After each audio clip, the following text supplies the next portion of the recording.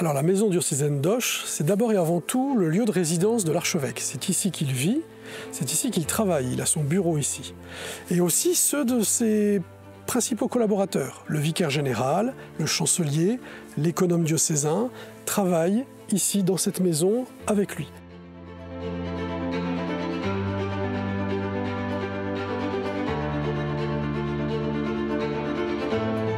Il y a ensuite les services diocésains.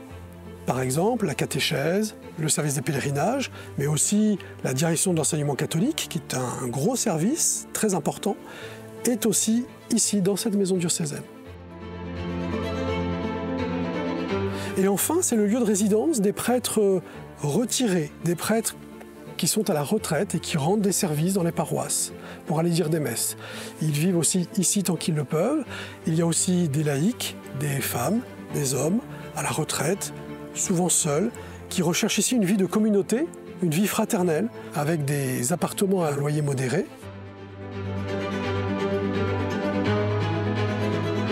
Il y a aussi une résidence étudiante.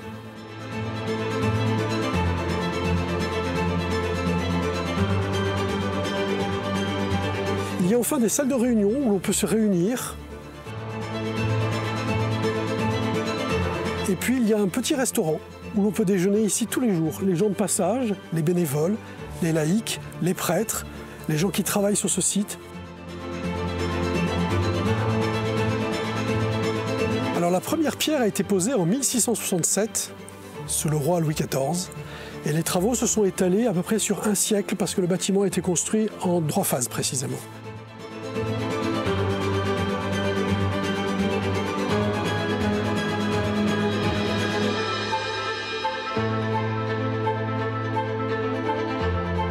Ensuite, ce bâtiment est devenu, après la Révolution française, une caserne pendant toute la période aussi napoléonienne.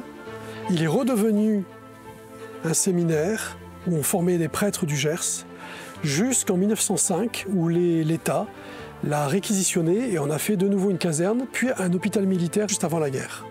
Et en 1923, les prêtres du diocèse se cotisent et rachètent le bâtiment à l'État pour en refaire de nouveau un séminaire, puis aujourd'hui, l'archevêché et la maison diocésaine.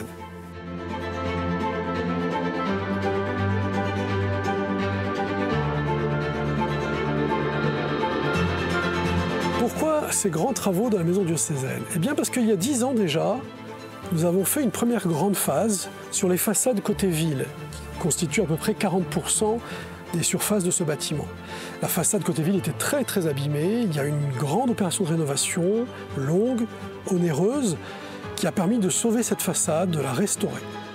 Et bien 10 ans après, nous faisons la suite, nous faisons les 60% restants, c'est-à-dire la façade côté cour, qui est elle aussi abîmée, comme vous pouvez le voir derrière moi, qui est vieillissante, qui a été maintes fois réparée, mais qui aujourd'hui n'est plus en état de pérenniser ce bâtiment durablement.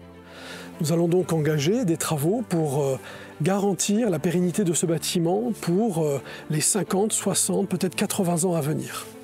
En quoi consistent les travaux de la maison diocésaine? Ce sont des travaux assez lourds qui vont s'étaler sur 22 mois en 3 grandes phases. Les travaux concrètement consistent à enlever l'ancien enduit, réparer toutes les pierres qu'il nécessite, parfois même changer des pierres de taille, reprendre tous les appuis de fenêtres, reprendre une bonne partie des menuiseries qui sont très abîmées, reprendre les descentes d'eau pluviale.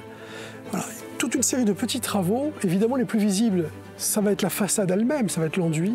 Mais il y a plein de petits travaux aussi périphériques qui garantissent la pérennité de ce bâtiment. Donc ce sont des travaux longs, faits à la main, selon des méthodes artisanales et éprouvées. Et donc c'est un chantier qui va être un peu long, mais aussi un peu onéreux.